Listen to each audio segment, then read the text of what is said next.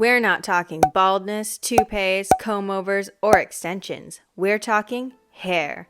Rooted to the skull, can't yank it out, hair for our characters. Now, if you've been blessed enough to be too tall for your luscious locks, you should wear it with pride. The best people in this world are bald, my dad being one of them. And Gru, though I'm pretty sure my dad would rather not be compared to Gru. Of course, no judgment if you have any of those or are experiencing hair loss. I've had hair loss before and I know how distressing and not fun it can be. What's up, art friends? It's Perseus, and today I'm going to be showing you how I draw hair. This was highly requested and a lot of you have commented asking for this video, so it's finally here. Today I'll be going through my entire thought process while working, and it's as easy as 1, 2, 3. 1, starting from the hairline and hair part. 2, figuring out the hair texture and length, and 3, figuring out the hairstyle, all in this video. So without further ado, let's get started. Before we can draw our hair, we have to figure out the length of our character's forehead and where their hair starts. We can determine this with the start of the hairline. I generally make it the same distance away from my eyebrows as my eyebrows are from the end of my nose. But of course, this distance will vary depending on whether or not your character has a higher or a lower forehead. Now, the hairline isn't always a perfectly symmetrical C on the top of our face, but it can take different shapes.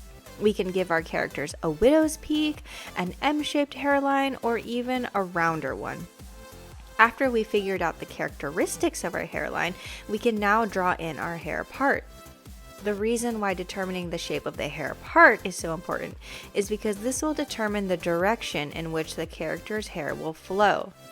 A character can have a middle part, side part, no part, and even a crazy part. It's really up to you. So how do we do this? Honestly, just draw a line down the middle of the character's head. For a middle part, sketch it in the middle. A side part, sketch it on the side, and for a crazy part, just make any line you want. Now, this is an extra step I do to make my character's hair look more believable, which you're free to use as you please.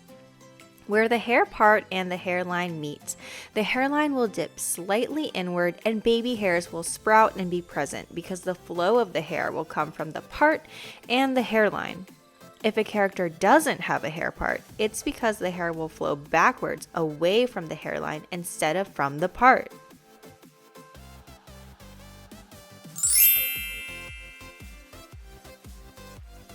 Here comes the fun stuff, actually drawing the hair. Today I'll be teaching you how to draw 4 different hair textures: straight, wavy, curly, and natural. Let's start with straight. To draw straight hair, I generally like to draw individual thick strands of hair, which will originate from the hair part as expressed earlier. Even though straight hair is, as the name suggests, straight, it doesn't mean that we should draw it falling straight down from the character's head to the ground. Doing so will make our character look like they had a bad run-in with a straightener in the early 2000s. Now, straight hair still follows the rules of gravity and nature and will bend and wave depending on the wind, if the hair is draped over a character's shoulder, how it's hooked behind a character's ear, and how it interacts with its surroundings. Now, how do we take the length into consideration? The nature of the hair will also depend on the length of the hair. The longer the hair, the longer the strands will be, and the more likely they will cross over with other strands. I like to show depth by drawing one strand of hair over the other and repeating this until the character looks the way I want them to look. To draw wavy hair, we implement the same tools. The flow of our hair will originate from our hair part, and I still like to draw the individual strands. However, I make them loosely waved. You'll notice that the hair will curl more where the hair part and hairline meet. To make our hair wavy, I draw one side of the strand in an S shape and then mirror the other side with the same S-shaped pattern. Wavy hair has more volume than straight hair and won't drape over the top of the skull as closely as straight hair will. Wavy hair also tends to bunch together more than straight hair and will form thicker clumps because the waves will stick and coalesce together. Now, if you notice, when drawing wavy hair and hair in general, I like to draw some strands going in one direction and other strands going in a different direction to give the hair more life and vivacity. Now let's draw us some beautiful curly hair. We're going to implement the same steps we used to draw our straight and wavy hair, but with a twist. See what I did there? Curly hair has more volume than wavy hair and will be even more lifted at the roots. When drawing curly hair, I make the S shape tighter and closer together than the looser S shape I had for wavy hair. Curly hair also won't clump as much as the wavy hair, but the strands will be more defined and separate. The volume of the hair will also depend on the length of the hair. The shorter the length of the hair, the poofier it will be. The longer the length of the hair, the more weight it will have to pull it down and straighten it. To alter the curliness of our hair, we simply have to adjust how tight we make our S wave. Finally, let's learn how to draw natural hair. Now, this is actually easier than you might expect it to be. Natural hair is very fluffy and tightly coiled. To draw it, I like to draw the general shape of the hair I want to draw first. This is because it has the most volume out of all of the hair textures and won't hug the head as much as the other three. It's gravity defying. Now that we've got the general shape figured out, we can add the texture in. I do this by making more S waves along the shape that we made. Now we just have to draw in a few loose curls and we're pretty much good to go. And the same way curly hair is poofier when shorter and looser when longer, natural hair also puffs up more when it's shorter and turns more into an afro shape as opposed to when it's longer and weighs down the curls more.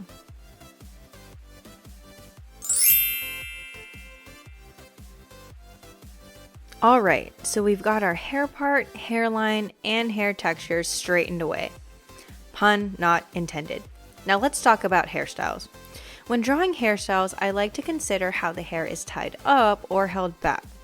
I'm going to be showing you the only two things you need to know about hairstyles: ponytails and braids. Different combinations of these two in conjunction with the previous tips I showed you will allow you to make close to any style you can imagine. When hair is tied, it creates a tension point. The part that's tied up will be pulled back and made taut, while the part that's free hanging will follow the same rules and guidelines we used earlier when drawing different textures. Let's put this into action with the standard ponytail. For straight hair, the tail will just flow backwards behind the character's head. For wavy hair, it will curl and wave in different directions. For curly hair, the tail will be poofier and floof up more. The tail will also appear thicker and have more volume. For natural hair, because gravity has less of an effect of it, it doesn't tug the hair down as much, and it's more likely to look like a puffball in the back of the character's head. To draw a braid, it looks confusing, but it's actually not as bad as it looks. We draw 3 lines. After that, we simply draw teardrop-like shapes that flow into each other, that start from the outer 2 strands and taper towards the inner strand. Now that we know how to draw free hair, ponytails, and braids, let's put all of these together to make some crazy hairstyles for our characters. This can be done by putting these 3 features in different combinations with each other. And there you have it, friend. Everything that goes into my process for drawing hair. If you learned something of value today or even made it this far into the video, please hit the like button, comment if you have any questions, or subscribe to see more content like this.